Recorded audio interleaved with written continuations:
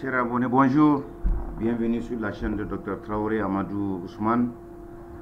Cette vidéo édifie encore une fois de plus nos promoteurs, nos futurs promoteurs et ceux qui souhaitent se lancer un peu dans l'entreprise de production laitière intensive avec des animaux performants en termes de production laitière, c'est-à-dire tout simplement, en tout cas, les métis.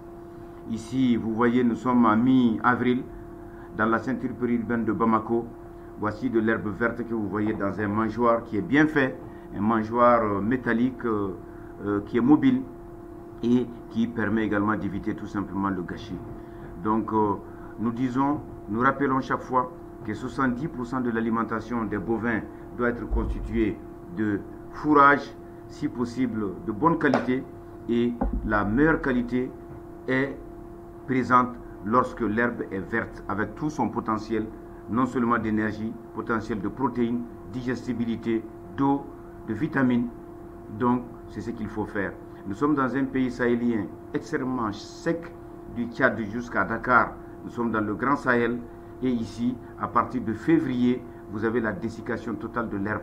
Les pâturages deviennent rares, l'herbe également devient complètement pauvre, ce qui fait que les animaux souffrent pendant cette longue période de février jusqu'au mois de juin.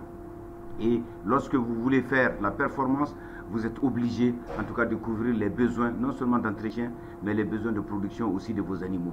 Et cela ne sera possible que lorsque vous avez en tout cas des fourrages, si possible des fourrages en tout cas qui sont verts. La culture fourragère, nous le disons à tous ceux qui souhaitent en tout cas comprendre et réussir dans ce domaine-là. Vous avez l'herbe à éléphant, vous avez le bracaria, vous avez le panicum, vous avez le Silocenthes, vous avez également le sorgho fourragé, le maïs fourragé, vous avez la luzerne. Donc vous en avez. Vous avez un paquet en tout cas de fourrages qui sont maîtrisés dans le monde entier parce que l'élevage ne peut aller sans cela. Il faut que nous aussi, en tout cas sous nos cieux, nous nous adaptions à cette façon de faire. En tant que docteur vétérinaire, en tout cas engagé dans le développement de l'élevage de mon pays, je dis aux gens ce qu'il faut faire. Et ce sont des exemples que je montre parce que ceux-ci ont accepté, ceux-ci l'ont fait et les résultats sont en tout cas tout simplement sous vos yeux. Voici des vaches métisses. Locales, il y en avait et c'est une ferme qui a bien évolué. Vous verrez dans d'autres vidéos qui vont suivre un peu le sens de l'évolution de cette ferme-là. Donc des locales, on va vers les métisses et vous voyez tout simplement que la production de lait également va suivre parce qu'un contrôle laitier est déjà en tout cas instauré dans cette ferme. En pleine canicule, regardez l'état d'embonpoint, en tout cas des vaches. Vous verrez que tout autour de cette ferme-là, la plupart des animaux que l'on rencontre ont déjà en tout cas les côtes qui sont saillantes parce qu'il n'y a rien à manger et il fait très chaud. Donc pendant pratiquement 5-6 heures du temps, les animaux sont obligés de s'abriter et dans des pâturages qui sont tout simplement vides. Et voici également en tout cas cet état de ces animaux que nous montrons aux gens parce que c'est du réel, parce que c'est du concret tout simplement.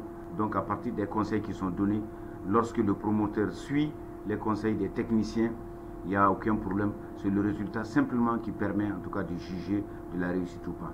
Voici une ferme qui est sous contrôle laitier qui de 40-50 litres par jour en tout cas approche la centaine de litres par jour. C'est ce que nous souhaitons à ce promoteur-là.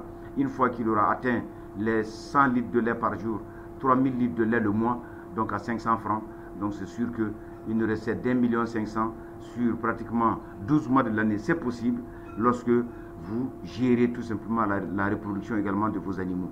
Vous verrez dans une autre vidéo, nous allons parler un peu de, en tout cas, tout simplement le groupage des mises bas, en tout cas par tiers, pour pouvoir produire du lait les 12 mois de l'année.